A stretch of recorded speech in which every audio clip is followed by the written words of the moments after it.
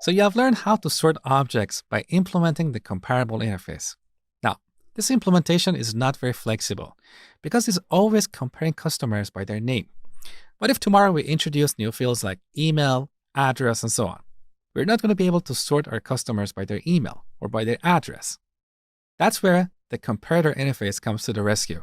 This interface is very similar to the comparable interface, so it's a generic interface, and here we specify the type of objects that should be compared with each other.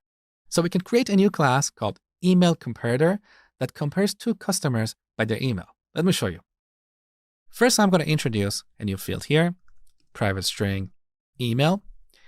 Now let's initialize this through the constructor. So we press Alt and Enter and add a constructor parameter. Let's click on refactor. There you go. Now we can initialize the email via the constructor. Of course, our main method has broken because IntelliJ didn't know what to pass for these emails. Let's quickly supply a few values like E3, E2, and E1. Now to compare customers by their email, we're going to create a class that implements the comparator interface. So in this package, I'm going to add a new class. Let's call this email comparator. Here we should type implement comparator of customer. Let's import the type and then implement this interface. Now, as you can see, this interface has quite a few methods, but all of these except the compare method have a default implementation, so we don't have to worry about them. Now let's implement this method. So this method takes two customer objects and returns an integer. The logic we're going to write here is exactly like the logic we wrote when implementing the comparable interface. So if the first object is smaller than the second object, we're going to return a negative value. If it's greater, we're going to return a positive value. And if they're equal, we're going to return 0.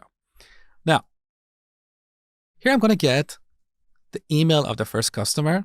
Now, because this is a private field, we cannot access it here. So we have to go back to our customer class and create a getter for that field. So over here, I put the caret on the field name and press Alt and Enter. Let's create a getter and a setter for the email field. That's pretty easy. Now we have this getter, get email.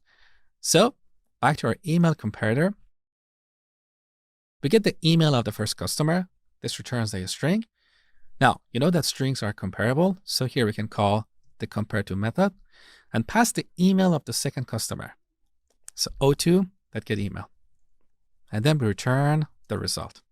As simple as that. Now, back to our main method. When calling the sort method, we can pass a comparator object. So this sort method has two overloads, one that takes a list and the other that takes a list along with the comparator. So I'm going to use the second overload, and here we pass our email comparator. Now, when we run this program, we're going to see the customer with the name C first, because its email is going to come first. Then we're going to see the customer with the name A, and finally the customer with the name B. Take a look.